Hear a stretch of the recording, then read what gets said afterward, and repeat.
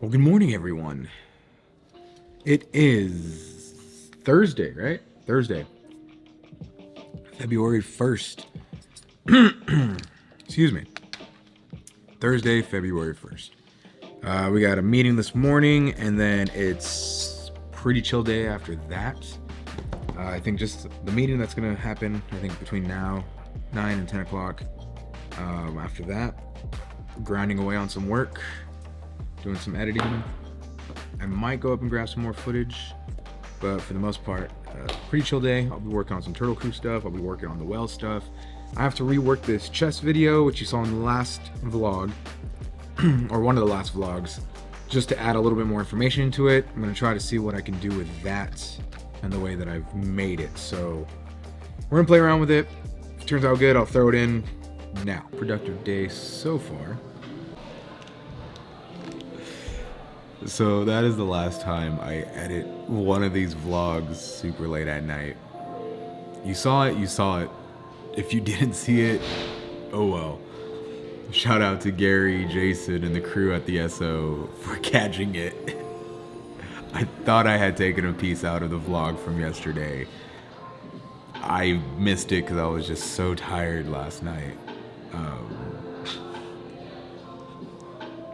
Very embarrassing piece, but maybe I'll release that video sometime later. Saw it, you saw it.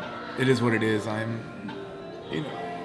But for the most part, video got deleted. I took it out and it's being re-uploaded as we speak.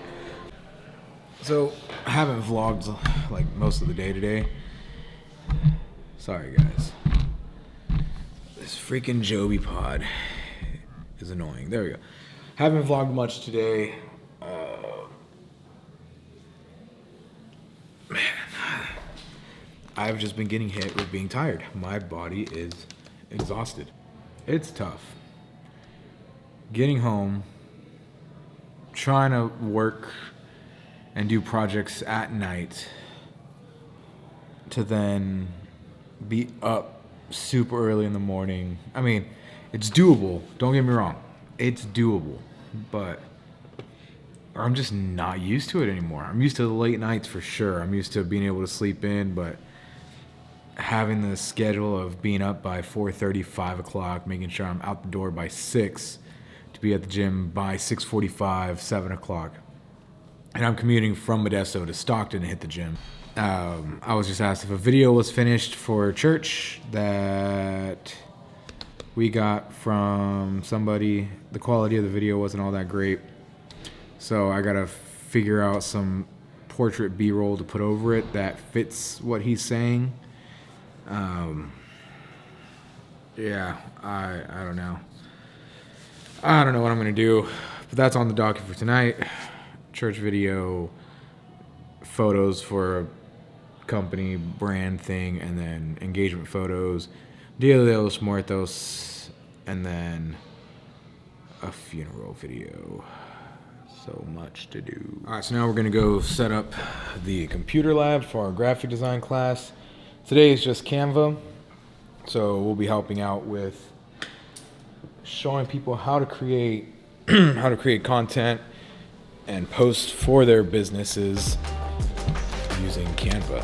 Welcome to content creation with Canva.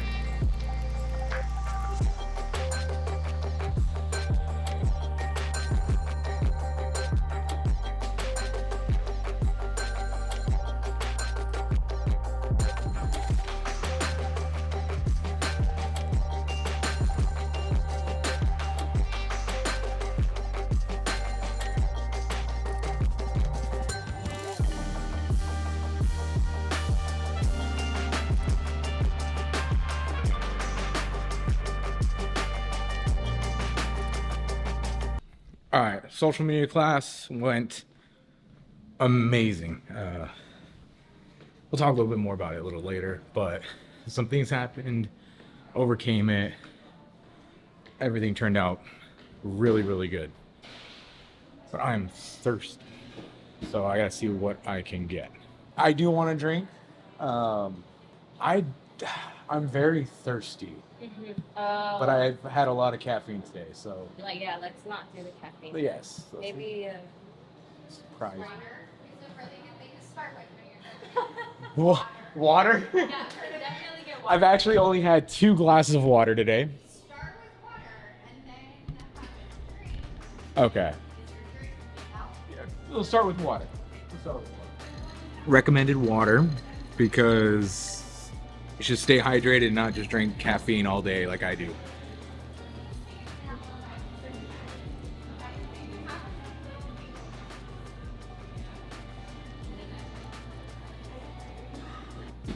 Totally shouldn't get another cup of coffee.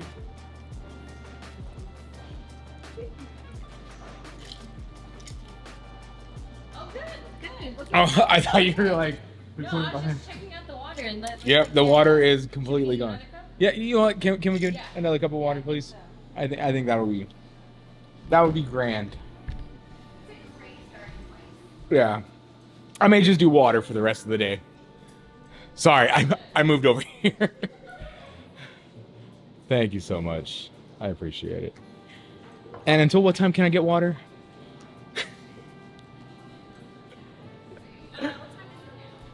Maybe like 2 minutes, I think. My water's actually pretty warm. Why? No, I'm just kidding.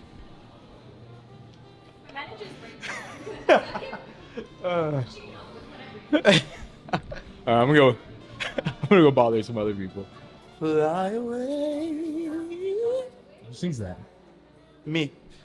I just finished the reading. I'm gonna read this one. We're reading today, guys. Yeah, she ain't reading nothing. What did you read about today?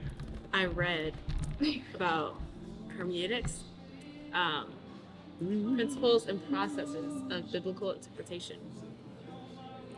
Could not tell you what the chapter was about, but I did underline some things. That is not good. Could not tell you.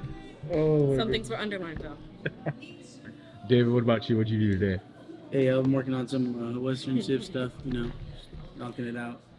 We'll say, Give me that shot. Ready to go. All right. Dang. Okay, I was not expecting that. Honestly, I didn't expect it. That It was was just in the moment, Sometimes you just gotta open your mouth and shout, yes, Lord. But yeah. Do you sing? Are you a singer? No. Oh. Yeah, she is. see. She's lying. No, They actually both sing.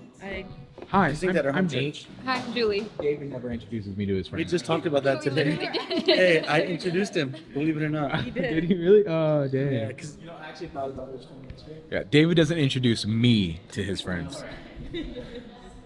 All right, here's my biggest question, though. Here's the biggest question. Why is it that at every church, okay, not every church, majority of churches, the singers never know the songs? That's my question. Why is it that praise teams don't know their songs? Sometimes they're just like so used to the music, so then they're like, "Oh, I know it. Don't practice it," and then they're like, "Oh, I forgot it." That, or like they practice it a certain way, and then like the leader does it a different way. That's my answer. It goes down to like personal practice time, If you don't put in the works, put in the effort, you're not gonna know your stuff. It also goes down to being able to adapt. Because you gotta be there and like if they say, hey, we're gonna do it like this, all right, jump right in, do what the leader's asking, and just adapt. Sings. I sing. So my answer is some people are just lazy. Dig. She went right for the They're road. just lazy. Yeah, They have one job, they come and don't do it. Mm. Makes you wonder if they should be on the team in the first place. Whoa. No, I'm kidding. Kidding. She's not kidding. She's not kidding. Not kidding. Well, that was good-ish. Great day. Time to head home. and just relax. I have to fulfill a ridiculous order. I don't know how I'm gonna do it. Honestly, I don't have enough space to export 300 photos. All right, guys, now we're playing, what is this? What's this game? Texas Chainsaw Massacre. The squad's all here. Oh, okay. So you're gonna watch us play.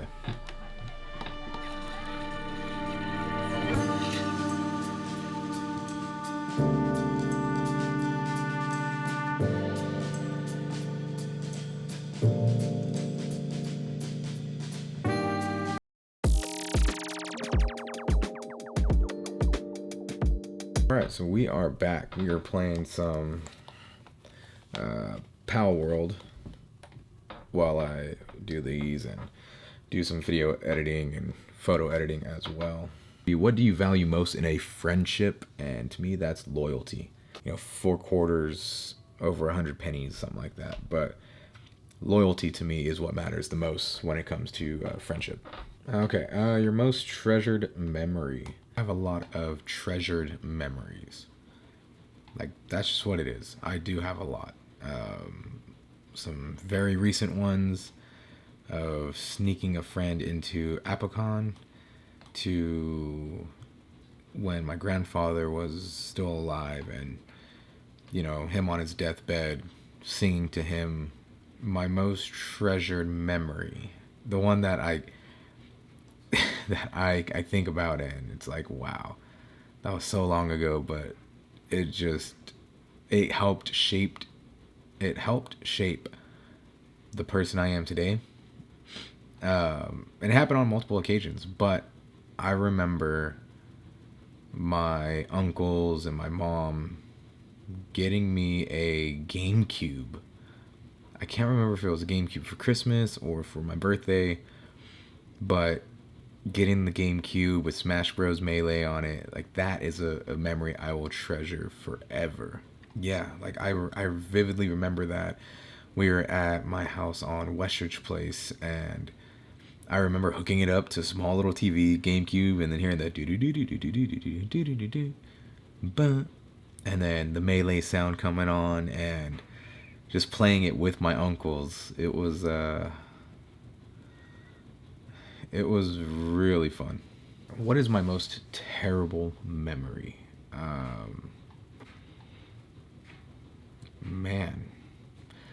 Most terrible memory was many years ago, before my parents got divorced.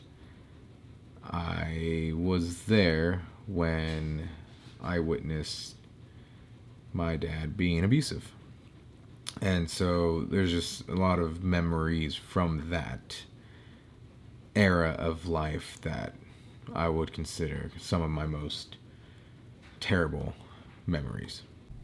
Okay, so if you knew that in 1 year you would die suddenly, would you change anything about the way you are now living? Yes, I would. I would do everything I can to make sure that I am leaving people touched, moved, and inspired to do greater and better things in their lives. And I would probably do a little bit more in the relationship area of my life, but given that it would only be a year, I don't know how much of an impact that would be. Maybe take more chances, but ultimately I think what would change for me is just doing my best to leave a lasting impact on those around me. What does friendship mean to me? So friendship, again, like I said earlier, if I value loyalty more than anything in friendship. I will say, and I've kind of reflected on this a while ago, I don't have many friends that I can actually like call on and say, hey, I need your help with this, or hey, you know, I'm looking around, who do I call if I want to hang out here in Modesto or Stockton or Sacramento? I know there's a few people that'd be willing to like hang out and everything, but realistically, I don't have a large group of friends. So to me, friendship is just it's having somebody who's willing to pick up the phone, who's willing to start conversations, You know, I've seen this whole thing, and I've done it before previously. Is, you know, don't text first. See what happens. You'll realize who your true friends are. You'll realize who the people are that actually, you know, look out for you. The ones that are actually looking for you.